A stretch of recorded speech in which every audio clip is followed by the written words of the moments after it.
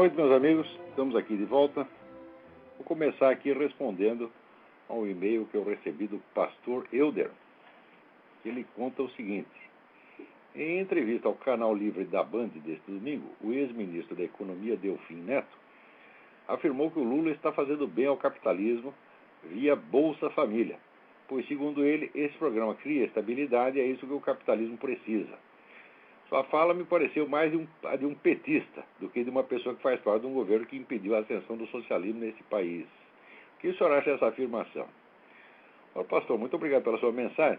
O senhor talvez surpreenda com a minha resposta, mas eu acho realmente que o Bolsa Família é a melhor maneira de distribuir renda. Eu sou inteiramente favorável a esse programa, que, aliás, não é do governo Lula, é do governo FHC. Se você pegar, uns anos atrás, mais de 10 anos atrás, houve um famoso economista liberal, esqueci o nome do sujeito, mas era um cara importante na época, ele, que examinou todos esses programas sociais do governo brasileiro e disse: olha, isso aí funcionaria mais se vocês pegassem todo o dinheiro que vocês gastaram nisso, botassem no helicóptero, e jogassem de helicóptero, né, em cima das populações pobres. O Bolsa Família é mais ou menos isso, né? É só você ver, vamos dizer, o custo mínimo da distribuição de dinheiro e o custo máximo da prestação de serviços pelo Estado.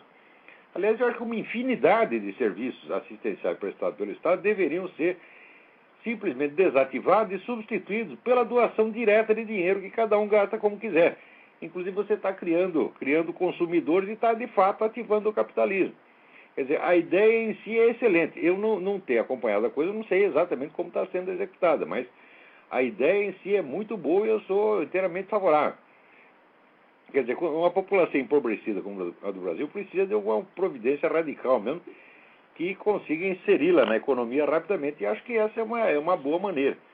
Agora, por exemplo, pastor, o senhor imaginou o que aconteceria se nós pegássemos esses milhares de escolas primárias que tem no Brasil, pagas pelo governo, comendo um dinheiro desgraçado, substituíssemos tudo isto, tá certo, por um curso por televisão ou por internet, tá certo? Quer dizer, você com uma equipe de professores, você educaria o país inteiro, tá certo? E o dinheiro que sobrasse você distribuiria para essas famílias. Fica aí lançado o programa. Fechem as escolas primárias, fechem imediatamente, tá certo? E criem um telecurso para todo mundo, tá certo? E distribua o dinheiro através do Bolsa Família. Quer ficar famoso, seu Lula? Quer que todo mundo goste de você? Faz isso. Faz alguma coisa que preste. Porque a única coisa que você está fazendo foi a ideia do FHC, que é o Bolsa Família.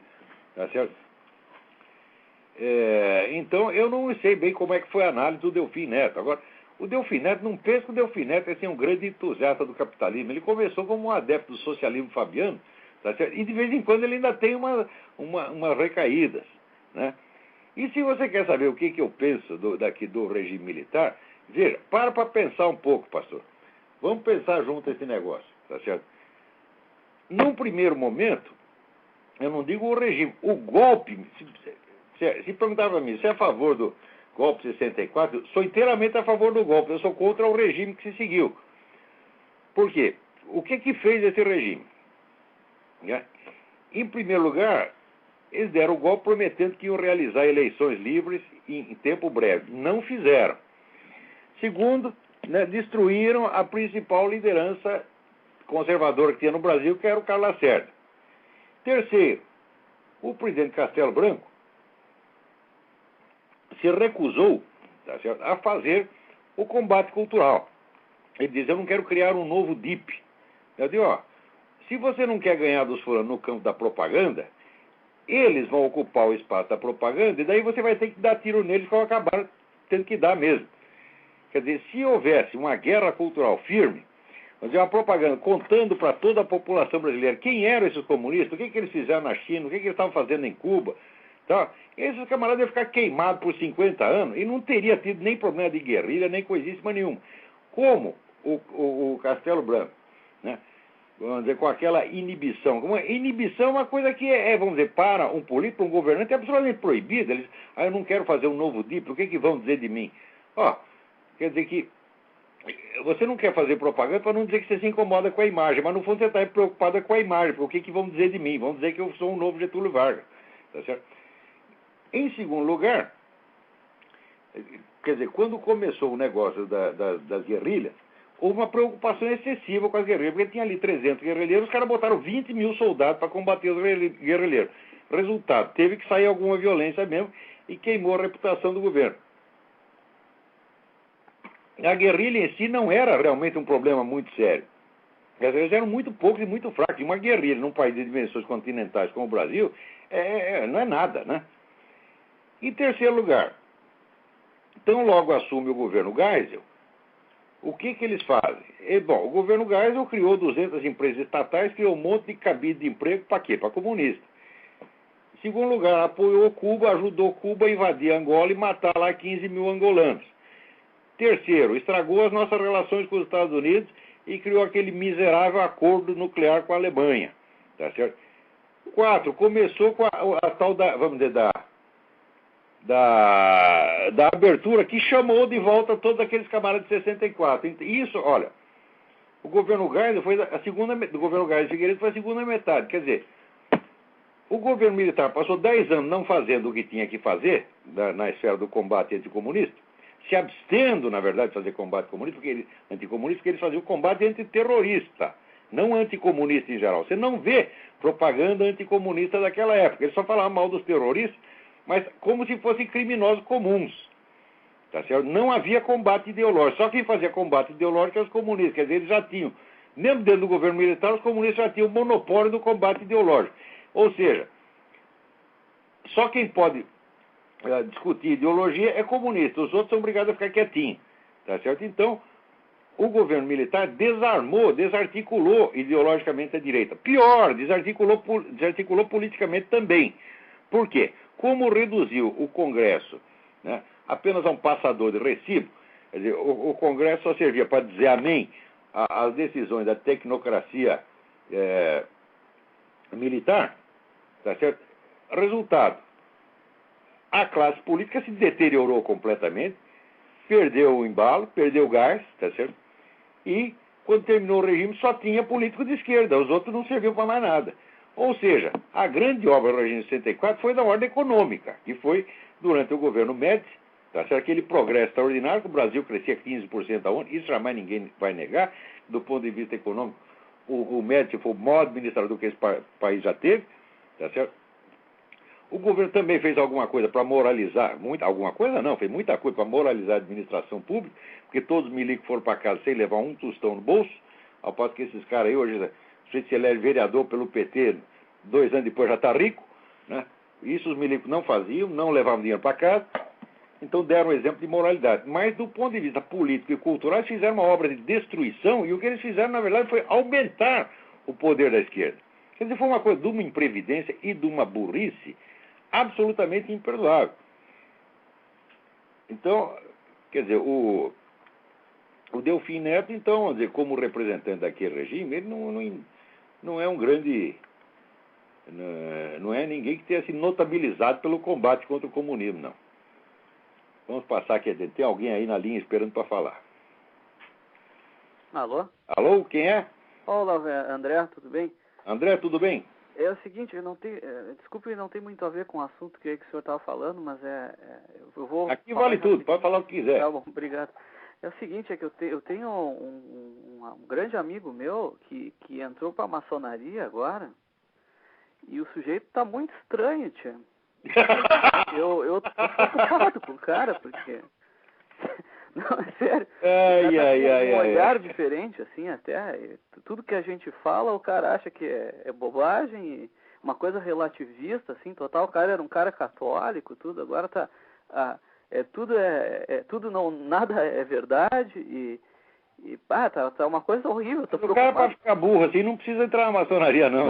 Pois é o que eu digo pra ele, mas... Assim, também eu conheço muito gente que tá na maçonaria, é muito católico, embora... Vamos dizer, oficialmente isso seja irregular, mas eu conheço sujeito sinceramente católico que está lá na... E como é que fica isso? Muita gente, vamos dizer, que luta pela pacificação aí de maçonaria e igreja católica, e acho que eles estão certos, eu acho que é isso que tem que fazer mesmo.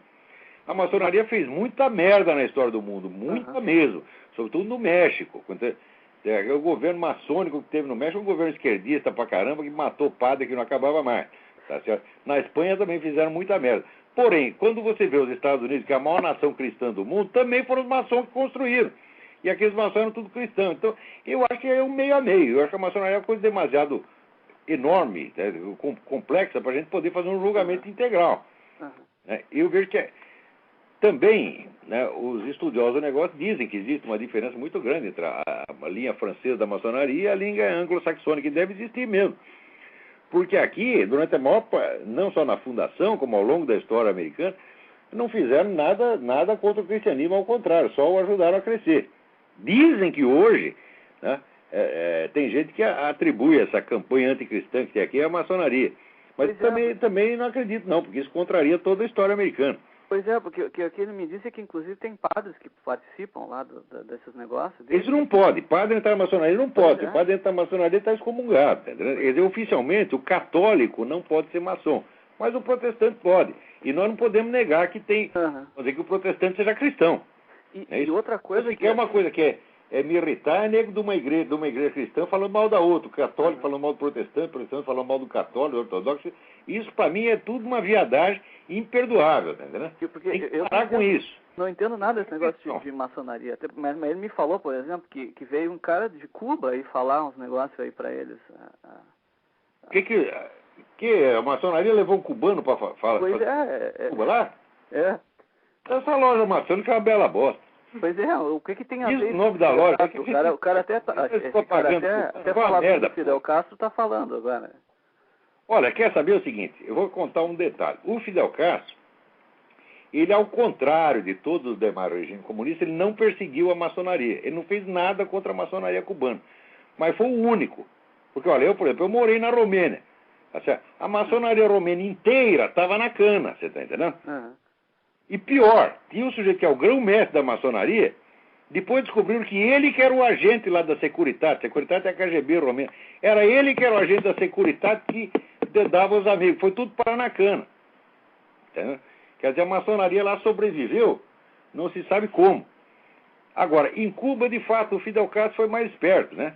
Como ele sabia que nos Estados Unidos tem muito maçom, então ele decidiu não arrumar briga com a maçonaria. E o Lula não é maçom também? Olha, pelo que eu sei, eu acho que é. Eu acho que ele é, eu acho que o FHC é, eu acho que no Brasil todo mundo que entra na política é, de algum modo. Não é isso? Mas eu não acompanho as atividades da maçonaria brasileira na atualidade. Eu sei, vamos dizer que no Império, por exemplo, todos os fundadores do Império eram maçons, tá certo? Também sei que depois, quando veio a República surge em parte de uma aliança entre uma fração da Igreja Católica e uma fração da maçonaria. Que estavam os dois, a Igreja estava muito brava com o imperador, porque o Império foi uma fase de muita perseguição contra a Igreja, né? Os nossos imperadores eram, como é que diz, eram maçom do B, você tá entendendo? Eles eram anticatólicos pra caramba. Então, a Igreja foi muito sufocada no Brasil durante o Império. Então, a República foi a salvação. Para proclamar a República, então, uma pala da maçonaria que estava brava com o imperador se aliou, né, com a Igreja. Tanto que a Igreja no Brasil só veio a ter liberdade mesmo, poder, por exemplo, abrir novos monastérios, abrir escolas, etc., quando veio a República. A República salvou a Igreja no Brasil. Né? Também tem muita gente que fala, não, o Império era melhor. Sob certos aspectos era melhor, sob outros era pior. Você vê, quando começou, por exemplo, no tempo da independência, mais ou menos em 1800, havia 3.000 monges no Brasil. Quando terminou o Império, sabe quanto tinha? Tinha 8, porque eles não deixavam abrir monastério, não deixavam, como é que dizer, o superior da ordem vir aqui, né, fiscalizar. Em suma, fizeram tudo para a Igreja virar uma bagunça. Então foi a partir da República que começaram a surgir as escolas católicas. Então tudo isso aí, a gente não pode julgar em bloco, não, viu? Não, uma quantidade ou como a Igreja Católica, ou como a maçonaria, não se pode julgar em bloco, não. É porque são entidades na qual você tem uma imensa oposição interna e que são entidades que não têm um programa político determinado. Não é que nem o Partido Comunista, que tem um programa unificado. Tá, né? Isso é a mesma coisa que você julgar o Exército Brasileiro. Lá tem desde santo até filha da puta, tem tudo. Né? E tem alguma coisa que eu possa ler sobre esse assunto, assim, que você possa me recomendar? Olha, sobre a maçonaria no Brasil, existe a famosa a participação da maçonaria no Brasil, você pode ler a famosa história dos fundadores do Império no Brasil, do Otávio Tarquínio de Souza, ela tem muitos dados sobre isso. Tem gente aí que escreveu sobre... Tem o famoso livro do Gustavo Barroso, que era contra a maçonaria. O Gustavo Barroso tinha um monte de informação, mas não entendia merda nenhuma, era completamente louco. Né? Então é uma pena, o sujeito estudava, quanto mais estudava, mais maluco ficava. Então, né, ele achou, tinha até aquele negócio, tinha uns malucos lá do interior do Nordeste, que faziam rituais satânicos lá de matar a criancinha, da pedra do... o famoso caso da Pedra do Reino, né? Que eram uns camponeses, analfabetos, lá no meio do sertão, né? Inventaram um rito satânico e mataram as crianças. Ele achou que era uma conspiração maçônica. E essa história... completamente maluco. E essa história, essa coisa de satanismo com maçonaria, isso também é bobagem, esse negócio? Como é o negócio? Essa coisa de satanismo com maçonaria, isso tem alguma coisa ou é besteira também? Não, já houve sessões da maçonaria comprometidas com isso, porque você vê, maçonaria, assim, uma loja não sabe direito o que se passa na outra, né? Então é fácil você entrar lá e fazer uma bagunça. Não teve o famoso caso dos Illuminati, aquela seita essa satânica, assim, fundada pelo Adam Weishaupt na Alemanha, né? É uma seita satanista, feita para destruir todas as religiões do mundo. E a primeira coisa que eles fizeram foi se infiltrar na maçonaria. Quem foi que denunciou isso? Os maçons. Um sujeito chamado John Robinson publicou aqui o livro Proofs of a Conspiracy, mostrando que os caras estavam entrando na maçonaria para usá-la para isso. E a coisa chegou até o conhecimento de George Washington, né? Que era um cara importante da maçonaria americana. E ele disse, tem aí uma carta dele, dizendo, eu espero que essas ideias não entrem aqui, como entrar na Europa. E eu acho que não entraram não, porque nos Estados Unidos não houve perseguição, a perseguição anticristã nos Estados Unidos só começou nos últimos 20 anos. Que só de pensar como é que as coisas são no Brasil, né, eu fico assustadíssimo, porque...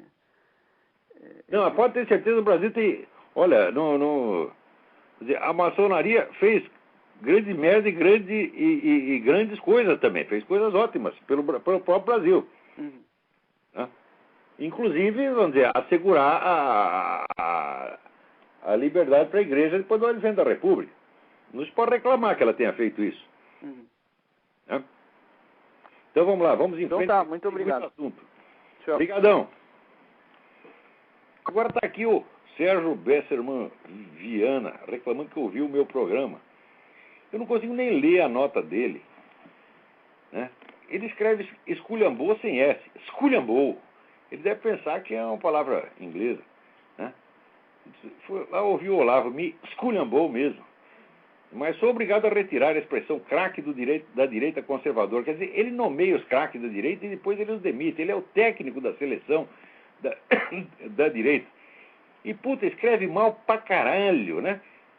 E também reclama que eu não entendo nada da ciência mais elementar da mudança global do clima. Eu não me lembro de ter falado nada, de ter me pronunciado a esse respeito, mas olha...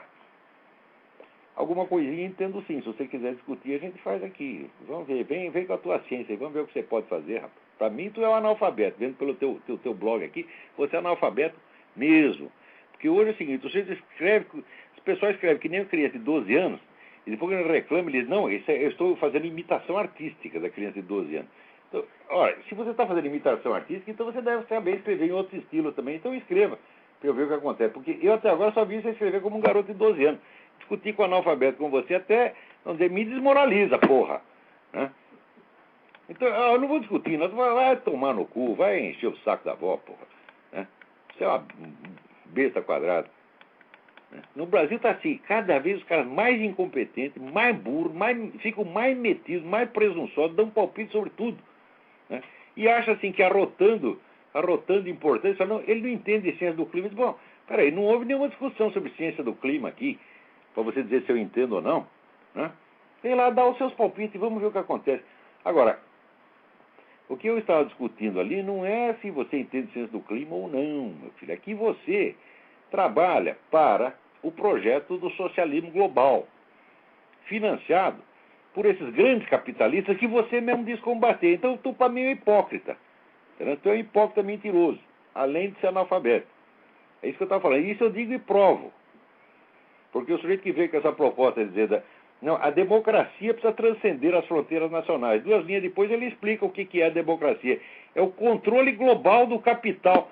Ora, vai pra puta que pariu, quer dizer, meia dúzia de burocrata, né? Lá em Genebra ou em Nova York, né? Controlando todo o capital mundial. Isso é democracia? Isso é tirania universal, mas qualquer criança vê isso, rapaz. Mas, não, criança de 13 anos, aos 12 você não vê ainda. Né? Agora vamos lá, o Hermes de Azevedo me escreve aqui o seguinte: gostaria de ver seu artigo de hoje sobre a alma americana debilitada, que saiu no Diário do Comércio, traduzido e publicado no frontpagemag.com e no Lagos Forum. Eu também gostaria, se der tempo eu vou traduzir, mas não tive tempo ainda. Né? Agora, fora os livros indicados, existe essa percepção de que há algo errado no pensamento americano.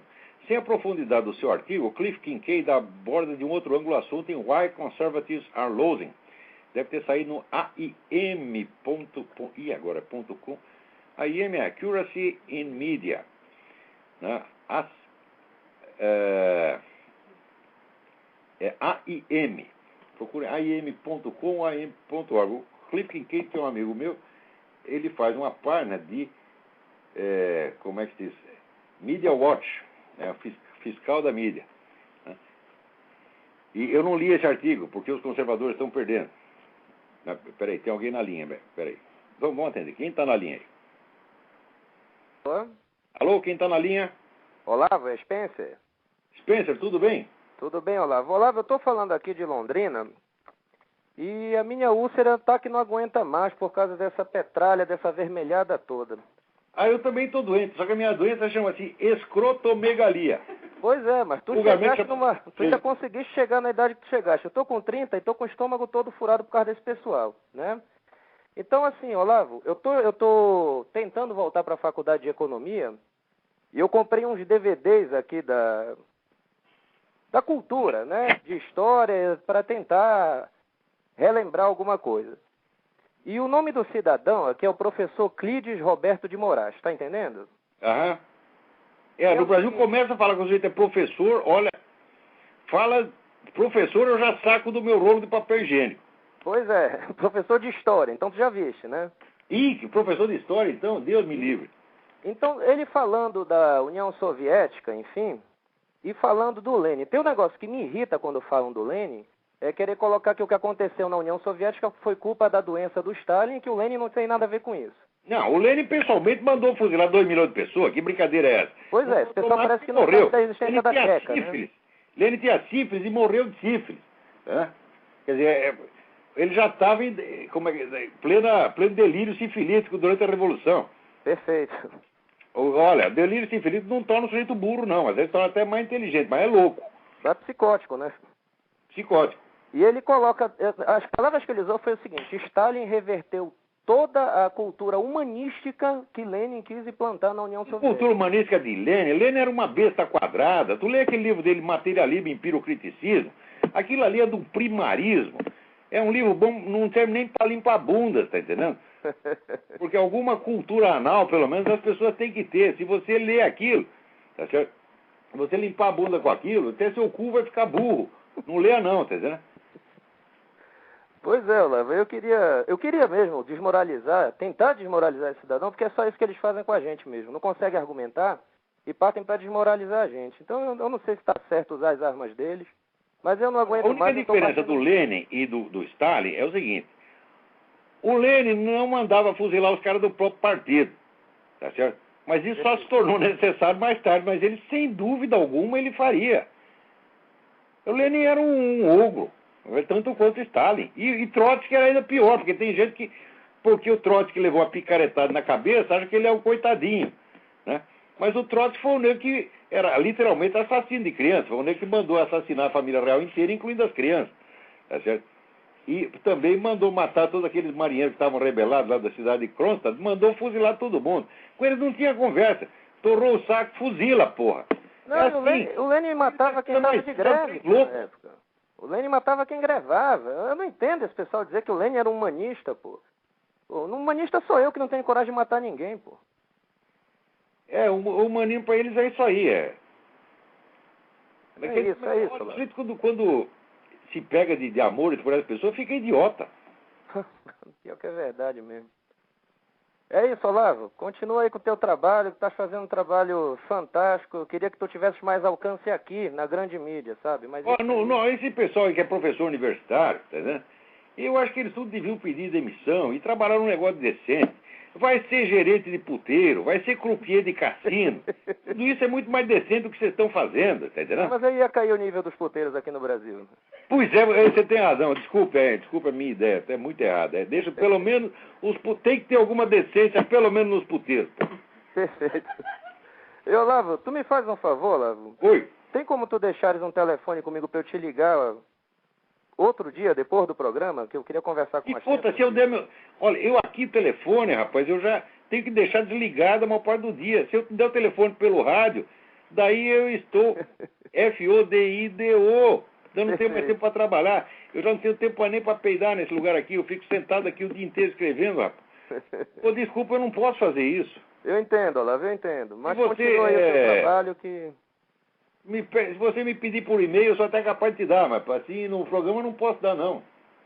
Tá ok, Olavo, eu te mando e-mail, então. Pega o meu telefone, daí vai xingar minha mãe. É verdade. Daí eles vão dizer que toda hora vão telefonar, nós vamos te matar, tá? Porque por enquanto eles mandam por e-mail, né? E até que publicou, né, apelos públicos, né? Vamos matar o Olavo de Carvalho, dia tal ele vai estar em tal lugar, né? Mas os caras são tão burros que publicaram isso, daí alguém da polícia carioca leu e se encheu de polícia lá, sem eu chamar ninguém, né? Então, tá ok, Olavo. Manda um e-mail então, tá ok? Eu esses caras, porra. Oi? Eu tenho uma vez por semana aqui, pra mim é suficiente, todo dia não dá não. Tá ok, Olavo. Tá ok, Deus te abençoe, Olavo. Você também. Um abraço. Tchau. Abraço. Tem alguém na linha aí? Agora, aqui deixa eu ver como é o nome dele. É o Cássio Malman Gellen, de São Leopoldo, Rio Grande do Sul. Me escreve aqui o seguinte. Ele diz: olá, professor Olavo. Quero parabenizar por ser um dos pouquíssimos intelectuais que abominam, que lutam contra a estrutura esquerdista montada em nosso país. Que Deus e a Virgem Santíssima abençoe. A você também. Não obstante, gostaria que o senhor pudesse explicar um pouco sobre o seu ponto de vista quanto ao Concílio Vaticano II. Tem algumas indagações que julgo pertinentes para ajudar na compreensão da sociedade, como também do atual comportamento do clero. Né? Eu até recebi esses dias um livro sobre o Concílio Vaticano II, que se chama O Reno Deságua no Tibre, ou As Águas do Reno vão para o Tibre, uma coisa assim. Né? Falando, vamos dizer, da influência dos teólogos alemães, franceses, etc., que deram ao Concílio Vaticano II a sua orientação totalmente modernista. Modernismo, quando a gente fala modernismo, em Igreja Católica, modernismo é diferente do que quando se usa o termo em arte ou outra coisa. O modernismo é uma escola de pensamento teológico específica que foi condenado por vários papas. Certo? Mas quando condenaram o modernismo, depois acabaram subscrevendo tudo no Concílio Vaticano II. O Concílio Vaticano II, no meu entender, foi uma traição total. E foi tudo feito na base da sacanagem, da mentira, da enganação, como aquele desgraçado, aquele pacto de Metz, que aqui em troca da participação de meia dúzia de bispo biônico da igreja russa, né, se comprometeram a não falar uma palavra sobre o comunismo durante o concílio. Então você pode ler as atas do concílio, fala de todos os problemas humanos, tá certo? Quer dizer, da inflação até o bicho de pé, o concílio tratou de todos os problemas. Agora o comunismo não, é como se não existisse. Quer dizer, graças a essa total omissão, né, na década seguinte, o comunismo, então, ali no Camboja, no Vietnã, né, retomou a sua fúria sanguinária dos anos 30 e já matou mais 3 ou 4 milhões de pessoas ali e a igreja não podia falar nada, porque não fica bem, eles ficaram amiguinhos, né? Agora, o que eu acho gozado é o seguinte, é que tem muito... Por exemplo, o Papa João Paulo II, ele dizia assim, era que o celibato clerical é muito importante, ele dizia, não podemos desistir do celibato. Eu digo, mas escuta, por que você não pode desistir do celibato se agora você está fazendo até diálogo com o marxista? O celibato foi instituído no século X, que eu saiba, né? 9 ou 10, uma coisa assim. Agora, esse negócio de fazer amizade com o Satanás estava proibido desde o primeiro dia, que eu saiba. Agora, se vocês já fizeram tudo, eles já entraram tudo, eles já tomaram conta de tudo, É porque, né, tanta insistência em você se apegar a um detalhe secundário quando o principal você já entregou. Não é isso? Então, o concílio foi real. Olha, pelos frutos conhecereis. Você vê como era a igreja antes do concílio e como é hoje. Tá certo? Quer dizer, um monte de gente fugiu da igreja católica porque chega lá, não tem saco para ouvir esses teólogos da libertação, esses caras falando essa besteira. Olha, eu nasci na primeira comunhão da minha filha, tá, né?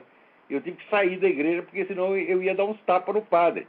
Então, para não dar um vexame lá, eu saí e fui fumar um cigarro lá fora e pensar em outra coisa. Não dá para aguentar esses fulanos. E olha, quando tem um padre bom, né? Às vezes mais que bom, santo, né?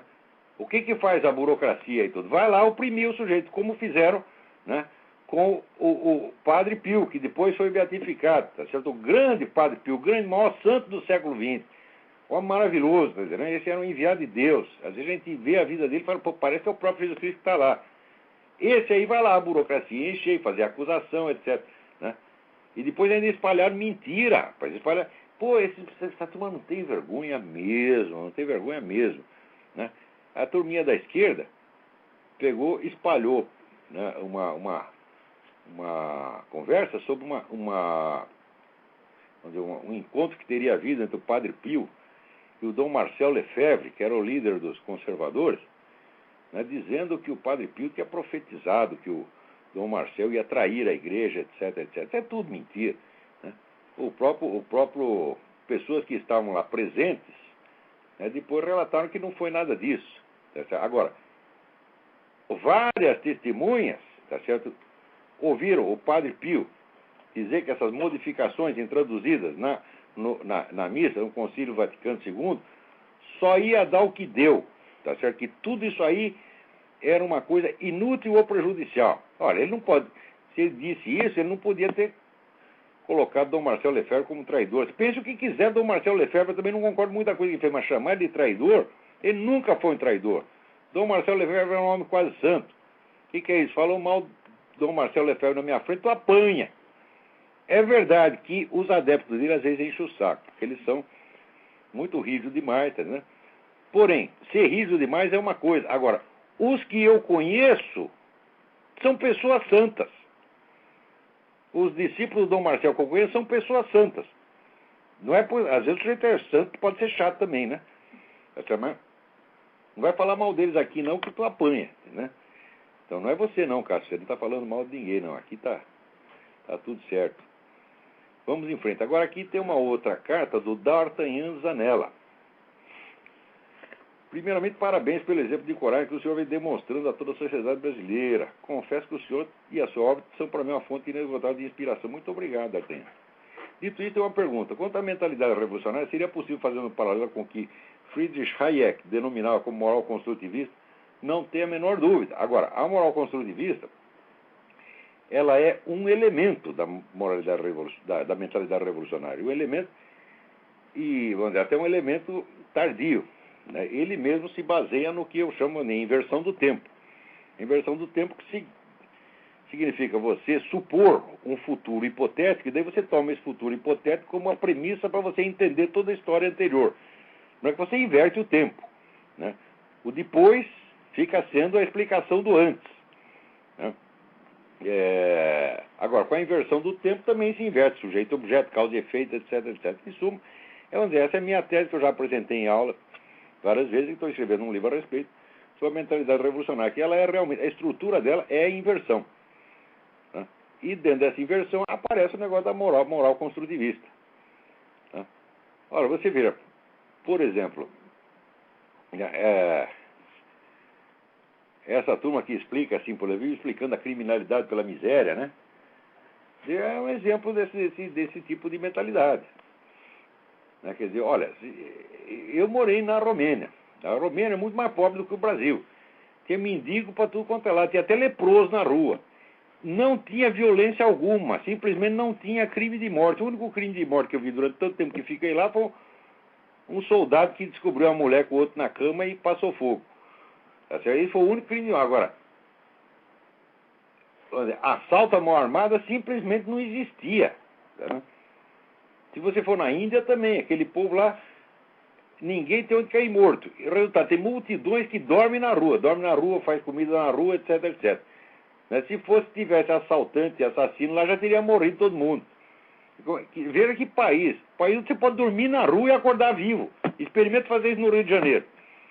Eu lembro quando eu era moleque, quando eu era adolescente, a gente fazia isso. A gente saía de São Paulo, passava o fim de semana no Rio, na praia, a gente dormia na praia, não acontecia nada. Mas o que acontecia era você ficar bêbado e acordar torrado pelo sol, como uma vez me aconteceu. Motivo pelo qual parei de beber. Né? Mas esse era o único perigo que você corria. Ninguém ia te assaltar, ninguém ia te matar. Hoje, não dá para você dormir sossegado nem em casa. Agora, por que a criminalidade não aumentou nas regiões mais pobres, e sim naquelas que mais prosperaram? Se você for ver a favela do Rio, essa favela já tinha deixado de ser favela quando começou esse negócio de criminalidade, porque favela era os barracos de papelão. Se alguém morando em barraco de papelão, só tem casa de alvenaria com antena de televisão, carro na porta. Né? Então, foi na região que mais prosperou, foi lá que o banditismo cresceu. Quer dizer, o banditismo não pode ser feito da miséria. A miséria pode transformar você em traficante, meu filho. E com que dinheiro você vai comprar o AK-47? Com que dinheiro você vai comprar a metralhadora Uzi? E com que dinheiro você vai comprar a Coca, caralho? Porra, pensa um pouco, né? Que se a miséria fizer roubar, vai fazer roubar coisa pequena. Você vai roubar um cachorro-quente do McDonald's e olha lá. Né? Agora, até aqui o Fábio me escreve.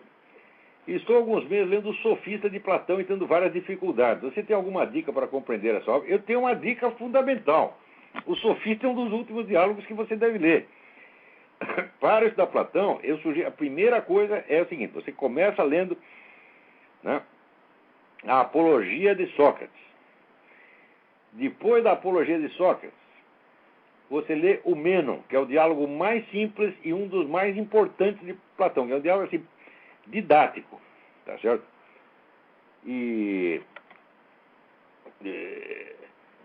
eu quando li essa aí a primeira vez, fiquei tão entusiasmado que até tem um sobrinho meu, nós demos o nome de Mênon para ele.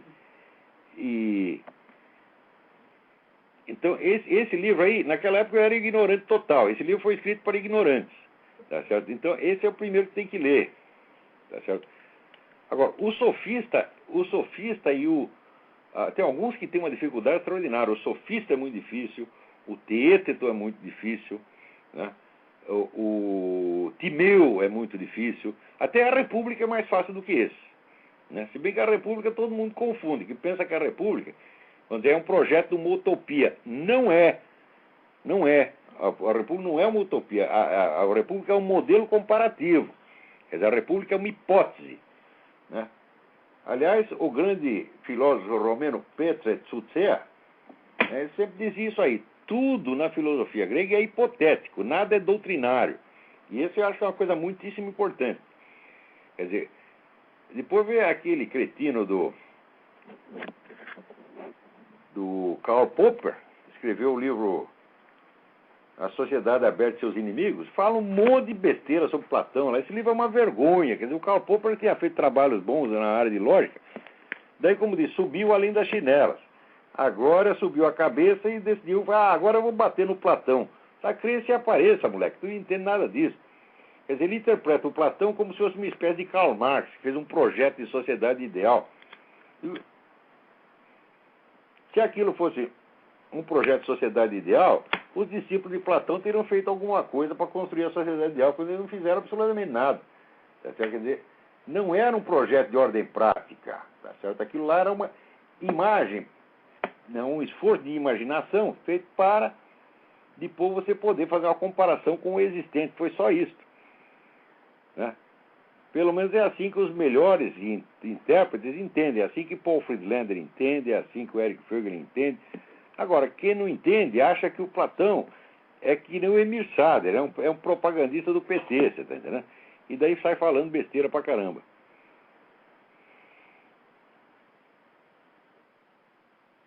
Vamos ver. Aqui o Elcio Omar da Silva me pergunta: quero manifestar minha profunda admiração pela forma transparente, sincera e pela riqueza de argumentos e forma redacional utilizada na produção de seus artigos e textos. Muito obrigado. Eu gostaria que me informasse se há algum artigo de sua autoria publicado na internet e em qual interesse. Tem um monte de artigos. um monte de artigo, mas não sobre esse tema que você quer dizer, sobre o tema redução da maioridade penal. Não é isso? Olha, se a maioridade penal for ser medida pela capacidade de julgar o bem e o mal, então a maioridade penal deve ser aumentada para 90 anos, ou talvez 110, porque no Brasil ninguém tem essa capacidade. Se você pegar o nosso parlamento inteiro, aqueles caras não são capazes de diferenciar o bem e o mal. Tá certo? Então eles estão em plena minoridade. Né? Eu não escrevi nada sobre a maioridade penal. Né? Mas você vê o que acontece. Aquele garoto lá, o Champinha, né? O Champinha agora está sob os auspícios do governo, morando num apartamento de quarto, sala, cozinha e banheiro, com tudo do bom e do melhor, tá certo? Sem ser obrigado a nenhuma disciplina e sem receber, na verdade, nenhum tratamento. Ele não precisa fazer porra nenhuma. Ele fica lá, vê televisão e tocando punheta o dia inteiro, tá entendendo? É só a única ocupação do cara, tá entendendo? E você, ouvinte, você e outros trouxas estão pagando para isso, tá certo? Porque o Champinha é um coitadinho. Ruim mesmo é aquela menina que ele matou, você tá entendendo?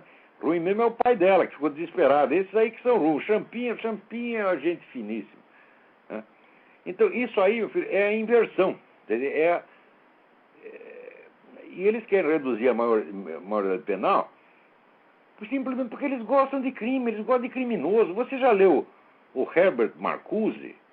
O Herbert Marcuse diz que a esperança da humanidade está na mão dos delinquentes.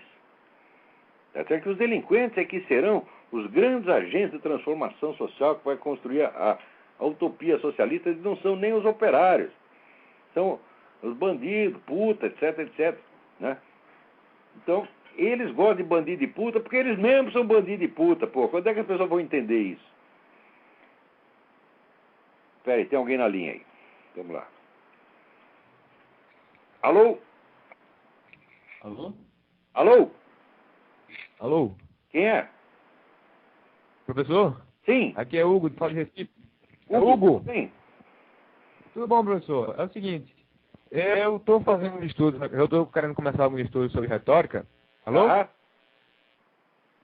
Sim, eu queria saber se existe alguma obra de iniciação em português, boa, Todos os livros do Chaim Perelman. Chaim, C-H-A-I-M. Perelman, P-E-R-E-L-M-A-N. Ah, certo, ok, então. Qual é o nome do livro? Tem vários deles. Tem o próprio que chama Tratado de Retórica, né? Ele escreveu muita coisa. Tudo que ele escreveu a esse respeito é importante. Em algumas edições chama-se Nova Retórica. Agora, se você quer mesmo dizer, um manual mais prático da retórica, você deve começar pelo próprio clássico do Quintiliano, Instituições da Arte Retórica. Como é o nome do autor? Quintiliano. Quintiliano, autor latino. Outra coisa, professor, o senhor falou algumas vezes sobre algumas contradições da propaganda tabagista, não foi? Eu queria, assim, que o senhor me desse as fontes ou alguma... Esse negócio aí, rapaz, também é uma viadagem sem fim. Porque aqui eles culpam o cigarro por tudo. Né? E as pessoas acreditam. Agora, por exemplo, diziam o tabaco é a principal causa de asma. Bom, na Califórnia, onde eles são os caras mais maníacos desse negócio de tabagista, nos últimos 20 anos, o número de fumantes diminuiu para 1/3. O número de casos de asma aumentou 4 vezes. Tá certo? Mesma coisa aconteceu com o negócio problemas cardíacos. Tá certo? Então isso aí, o cigarro está sendo bode expiatório, tá entendendo? Esse negócio antitabagista é, sobretudo, uma campanha de controle social. Eu acho que isso aí foi um balão de ensaio lançado por esse globalista para ver até que ponto as pessoas são trouxas, até que ponto elas podem controlar o comportamento da massa. Descobriram que é muito fácil. Você assusta os caras, olha, você vai morrer, meu filho, e tal, aqui nós estamos fazendo para proteger você. Pronto, o sujeito abre as perninhas para você, faz tudo. Todo mundo está em busca de um protetor. Eu não quero protetor nenhum, enfia sua proteção no cu. Meu protetor é Nosso Senhor Jesus Cristo. Eu quero que a ONU, a Organização Mundial da Saúde, os antitabagistas todos vão à merda. Não quero a proteção deles. Mas o senhor... Outro dia morreu uma tia minha aos 91 anos. 91 anos. A velha trabalhou e fumou 3 maços de Hollywood. que é uma merda de cigarro, cá entre nós. Até o último dia. Sabe o que o médico botou no atestado de óbito dela? Causa morte, tabagismo. Mas não é uma sem vergonhice? O que ele quer dizer com isso? Se a velha não fumasse, ia viver 180 anos? Né? Eu gosto muito da história do ator americano George Burns. Quando ele completou 100 anos de idade, foram entrevistar ele, chegar na casa dele, tá o velho fumando o maior charutão, né? Daí o repórter pergunta, o que seu médico acha disso? E o Burns respondeu, meu médico já morreu.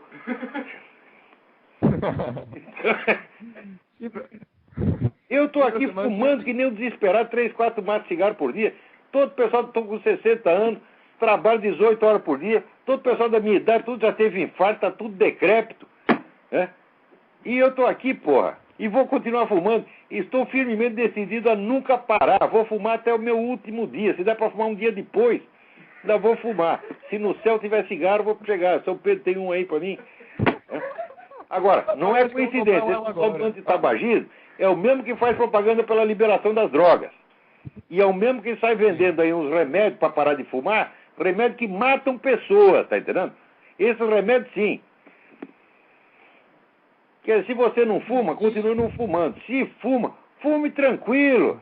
Tá? Agora, não pode ser fumante nervoso, porque se você, cada baforada que você der, você pensar, isso vai me matar, tu não vai durar uma semana, porra. Tem que ser um fumante cínico como eu. Sim, professor. Mas e o site que o senhor havia indicado? Acho que faz tempo, mas eu não lembro. www.forces, forces.org. É um site maravilhoso, tem toda a documentação científica que esses desgraçados escondem, os caras põem lá. Entendeu? Por exemplo, tem a estatística da ONU, a Organização Mundial da Saúde, morre 400 mil fumantes nos Estados Unidos por ano. É verdade que morre 400 mil fumantes por ano, só que é o seguinte, eles morrem na mesma idade do restante da população. Até dura um pouco mais, você quer saber. Então o que eles fazem? Eles pegam a primeira informação e eles põem na revista popular. A segunda fica escondida na revista técnica deles. Isso é tudo um bando de picareta. Vai lá no Forces que você vai ver. Aliás, eu virei, deixa eu fazer propaganda minha, fazer duas propagandas minhas mesmo. Primeiro, né, eles me convidaram e eu aceitei para ser membro do Conselho de Honra da Forces. Estou lá com muita honra. Vai lá no Conselho de Honra, você vai ver eu lá. Né? Segundo propaganda que eu estava até esquecendo, no próximo dia 23 vai ter mais uma aula do Seminário de Filosofia na Realizações, em São Paulo, Rua França Pinto 498, por videoconferência, às 8 horas. Vila Mariana. Okay. Rua França Pinto 498. Telefone, okay. 011 5571 5572 5363. 5572 5363. Ok, professor. Obrigado, viu? Obrigado eu. Bom programa. Mais outra pessoa. Tem outro na linha. Vamos lá. Alô, Lavo? Eu? Tá ouvindo? Tô, perfeitamente. Tudo bem, o Marcos está falando aqui? Marcos? Eu mesmo, de Porto Alegre. Tudo bem? Tudo bem, e o senhor? Tudo certinho, graças a Deus. Ah, maravilha. Não, o seguinte, olha só, eu tô fazendo um esforcinho aqui para ler o livro Negro do Comunismo, né? É um calhamaço bem grande, né? E como é que chama? Como é que... Não, o livro Negro do Comunismo, tô lendo o livro. Nossa, aquilo é uma sangueira, rapaz. O negócio Nossa, assim, enfim, e ainda tá incompleto, né? Depois saiu um sobre o terceiro mundo, específico sobre o terceiro mundo. Os mesmos autores reunidos fizeram agora o terceiro mundo. Tem um que cortar o mal pela raiz, né? Grave. Quem quer que seja defensor dessa coisa retroativamente, entra no caso, vamos dizer, isso é crime pelos tribunais internacionais. Quer dizer, você defender retroativamente o regime genocida é considerado cumplicidade moral com genocídio, mesmo retroativamente. É que o que faz, por exemplo, no país, esse PCdoB, tá certo? Diz aí que o vice-presidente tá ruim e tal. Se o vice-presidente, né, entra em licença, ou acontece algum negócio para ele, e entra o presidente da Câmara, vai ser o Aldo Rebelo, presidente do Brasil, o homem do PCdoB, que é um partido que não deveria poder existir. Partido genocida, filha da puta, partido maoísta. Passou a vida justificando aquela merda que o Mao fazia lá. Como é que admite existir uma coisa dessa? É a mesma coisa de fundar um partido nazista, é a mesma coisa de fundar a Al-Qaeda brasileira. Pois é. E tem uma parte aqui do livro, na edição brasileira, que é o parágrafo que vai da página 44 a 45, que os autores falam o seguinte, que tem um motivo pessoal um motivo pessoal juntou-se às razões gerais para empreender esse trabalho sobre memória e sobre história. Eles dizem aqui que, aqui diz a frase, né, se seus autores a conduzem incansavelmente, é por terem a consciência de que não se pode deixar a uma extrema-direita cada vez mais presente o privilégio de dizer a verdade. Olha, eu duvido particularmente que os caras tenham feito um livro inteiro desse tamanho e dado esse tipo de justificativa pessoal, Olha, né? se não existisse a extrema-direita, porra, isso tudo teria sido escondido. E cada vez que alguém chama o sujeito de extrema-direita, cuidado com esse negócio, porque, por exemplo, aqui teve toda essa campanha para dizer que o Joe McCarthy era perseguidor de inocentes, acusou um montão de inocentes. Hoje em dia tem prova, depois que abriram os arquivos de Moscou, todos aqueles caras que o McCarthy acusou eram agentes do comunismo mesmo. Quer dizer, ele não está falando aquilo por ser extrema-direita, não está falando porque é verdade. Claro que tem cara de extrema-direita, tem sim. Quer dizer, um cara que prega o governo autoritário, quer botar todo mundo na cadeia, quer fuzilar comunista. Olha aqui. Os comunistas mataram 100 milhões de pessoas na mais branda das hipóteses. Se chegar para os caras da direita e dizer, olha, nós temos aqui uma fórmula para acabar com o comunismo, é matar 100 milhões de comunistas. Ninguém na direita aceita. Ninguém na direita é tão extrema quanto os comunistas são. Não, e a questão que eu queria levantar é a seguinte, o que levou esses autores a fazerem este livro, que é um inventário, como eles mesmos falam, né?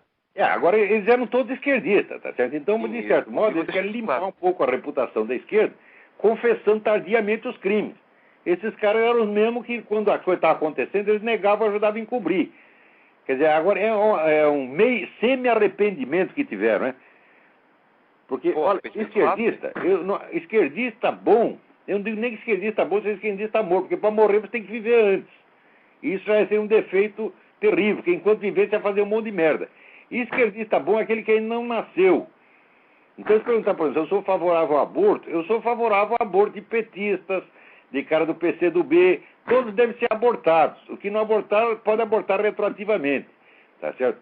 Então, é melhor que não exista, que seja abortado, que jogue espermatozoide. É melhor tu jogar um espermatozoide no lixo do que você gerar um comunista, tá certo?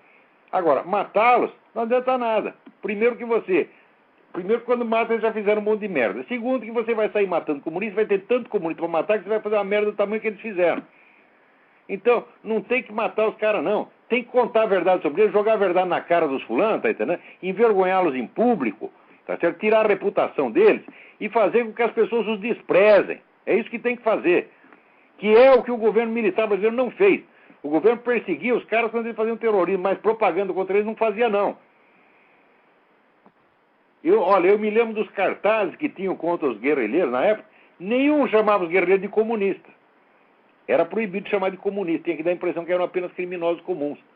Quer dizer, o governo militar se absteve da luta ideológica, se absteve covardemente da luta ideológica e depois ainda ajudou os comunistas a voltar ao poder e ajudou os comunistas a matar angolano. Entendeu? Então... Quer dizer, isso é o que no Brasil se chama de extrema-direita. Pois é. Tá bom, Olavo. Tá bom. Vamos obrigado pelo tempo. Deus te abençoe. A você também. Obrigado, abraço. Tchau, tchau. Agora tem aqui a notícia. Gasto com cartão é recorde na gestão Lula. Né? Mas olha aqui.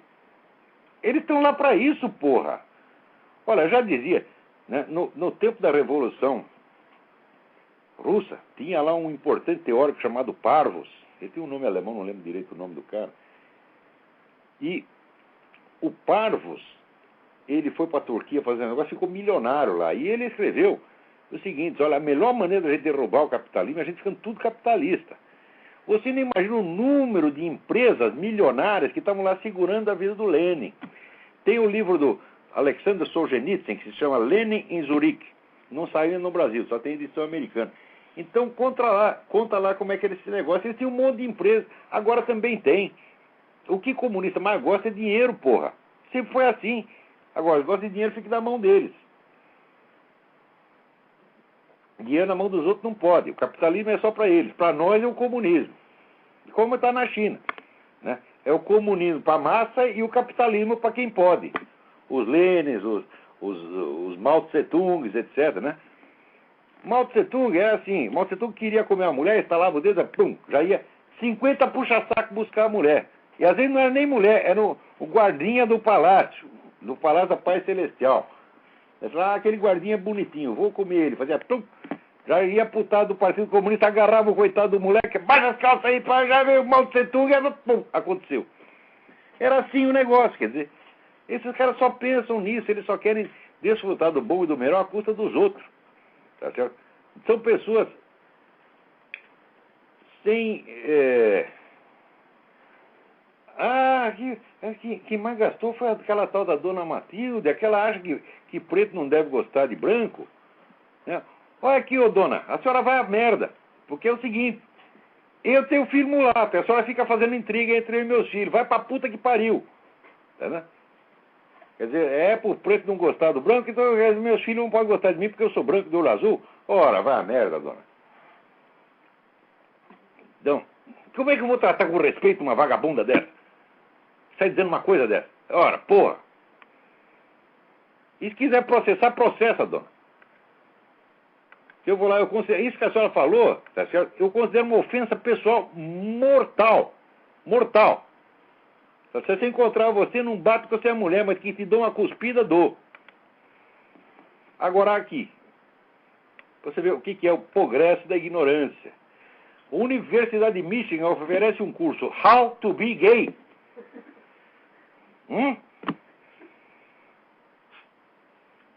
Vocês entenderam? Você vai lá, né? O material didático é um tubo de vaselina. Né? E você sai lá e quando não conseguiu uma hemorroida, tu não tira o diploma. Puta merda, é só o que falta. Era só o que falta. Agora o mais bonito é o seguinte, é que o que eles falam é que isso aí é pluralidade. Isso é o pluralismo. Existe uma pluralidade de maneiras de ser gay. Eu sei que existe. É claro que existe. Em geral tem um em cima e outro embaixo. E vocês estão sempre em cima, embaixo está sempre nós. É isso que vocês querem, tá entendendo? Porra. Vamos. Tem gente na linha aí, vamos lá. Alô? Alô? Alô? Acho que caiu a ligação. Caiu a ligação. Agora aqui, o Ivanaldo Santos é professor do Departamento de Filosofia da Universidade Estadual do Rio Grande do Norte. Sou conhecido no meu acadêmico como Ivanaldo Santos. Então, inicialmente, gostaria de parabenizar pelo condão da sua obra. O senhor é um corajoso, porque você é professor da universidade, ainda veio falar bem de mim. Cuidado aí, hein, professor Ivanaldo. Os caras são perigosos. Né? Daí, ele me mandou um artigo aqui sobre a ameaça do neo-stalinismo. Vou ler com muita atenção o seu artigo, professor. Agora, cuidado, o senhor escrevendo essas coisas aí, né? O senhor, quando sair na rua, saiu com um porrete, né? Aqui tem um negócio que eles chamam de blackjack. É feito assim, 2 pedaços de sola com um toco de chumbo no meio. Dá para rachar qualquer cabeça. Aí no Brasil, para escrever esse negócio, você tem que andar com blackjack. Parabéns pela sua coragem. E agora, eu acho que acabou o nosso tempo. E acabou mesmo.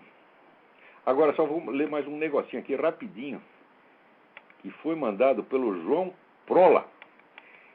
Ele diz que entrou no site da Heritage Foundation e ficou decepcionado, porque todo mundo lá acha que o Lula é a solução para o problema representado pelo Chaves. Ora, o Chaves é filhote do Lula. O Lula mesmo ele mesmo já confessou que foi através do Foro de São Paulo. Foi o Foro de São Paulo que assegurou o poder para o Chaves. O Chaves é a criatura do Foro de São Paulo. Agora, eu já falei isso na Hudson Institute, na Atlas, na Heritage nunca falei. Tá certo? E deve ter muito nego frouxo lá também, é verdade. Mas vamos ver o que a gente pode fazer para esclarecê-los. Vamos lá, tem mais alguém na linha aí. Rapidinho. Alô? Alô? Alô? Caiu a ligação, mas também não dá mais tempo, já acabou o nosso horário aqui. Então, muito obrigado a todos e até a semana que vem.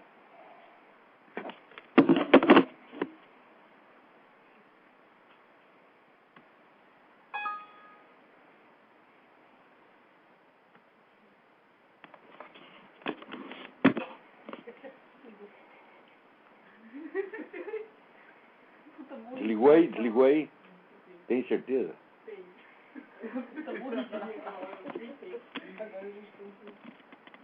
Vai aparecer, que eu rimo alto e eu sou